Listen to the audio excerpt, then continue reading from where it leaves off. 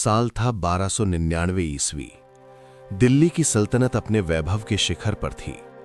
सिंहासन पर बैठा था अलाउद्दीन खिलजी, वो सुल्तान जिसने भारत की धरती को सबसे शक्तिशाली साम्राज्य में बदल दिया था। लेकिन उसी समय उत्तर की ठंडी पहाड़ियों के पार एक और तूफान उठ रहा था, मंगोल। वे केवल योद्धा नहीं थे, वे तबाही थे। नगरों को जला देना, लोगों को काट डालना, बच्चों को गुलाम बना लेना, यही उनकी पहचान थी। उनका सरदार था कुतलुक ख्वाजा, एक निर्दयी मंगोल सेनापति।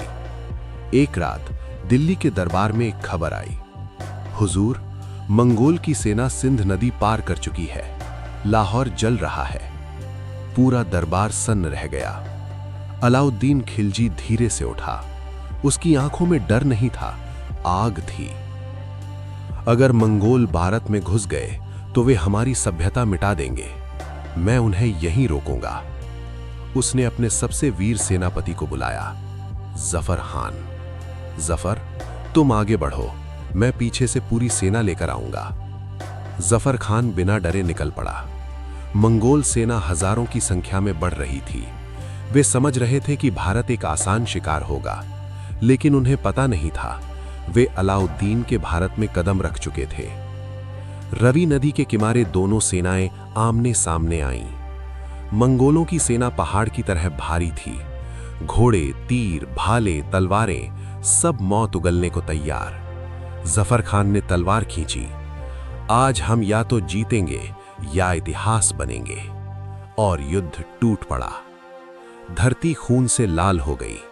मंगोलों ने क्रूरता से हमला किया, लेकिन खिलजी सेना ने उन्हें रोका। जफर खान खुद मंगोल सेनापति के सामने जा पहुंचा। दोनों की तलवारें टकराईं। कुतलुक ख्वाजा गरजा, भारत की मिट्टी आज मेरी होगी। जफर खान मुस्कुराया, ये मिट्टी वीरों की है।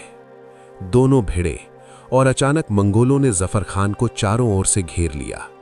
वो वीरता से लड़ता रहा, लेकिन अंत में गिर पड़ा। जब ये खबर अलाउद्दीन को मिली, उसकी आंखों में आंसू नहीं थे, आग थी। अब मंगोल देखेंगे अलाउद्दीन खिलजी का क्रोध। अलाउद्दीन ने दिल्ली की रक्षा के लिए विशाल किले, दीवारें और तोपें तैयार करवा दी। उसने हर गांव से सैनिक बुला लिए। अब दिल्ली एक लोहे का किला बन चुकी थी। मंगोलों ने हमला किया। 3 दिन 3 रात लगातार युद्ध। मंगोलों ने हर ओर से घेर लिया। वे दिल्ली को भूखा मारना चाहते थे, लेकिन अलाउद्दीन खिलजी पहले से तैयार था। उसने अनाज, पानी, हथियार सब महीनों के लिए जमा कर रखे थे। फिर चौथे दिन उसने दरवाजे खोल दिए। मंगोल समझे दिल्ली टूट गई, लेकिन जैसे ही वे अंदर घुसे, चारों ओर से खिलजी सेना टूट पड़ी। घोड़ों की टापों से जमीन कांप उठी। तलवारों की चमक से आसमान लाल हो गया। अलाउद्दीन खुद युद्ध भूमि में उतरा। उसकी तलवार बिजली की तरह चल रही थी। मंगोल सेनापति कुतलुक ख्वाजा घायल हो गया। अलाउद्दीन उसके सामने खड़ा हुआ। तुम भारत को जलाने आए थे, अब अपनी आग में खुद जलोगे। कुतलुक गिर पड़ा। मंगोलों का मनोबल टूट गया। वे भागने लगे। खिलजी सेना ने उनका पीछा किया और उन्हें सिंध नदी के पार खदेड़ दिया। इतिहास बदल चुका था।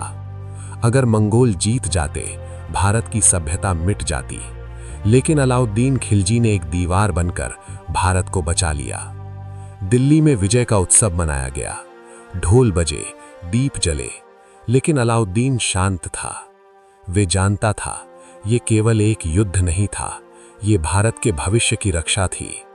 और उस दिन इतिहास ने लिखा, मंगोलों को भारत में रोकने वाला एक ही नाम था, अलाउद्दीन खिलजी।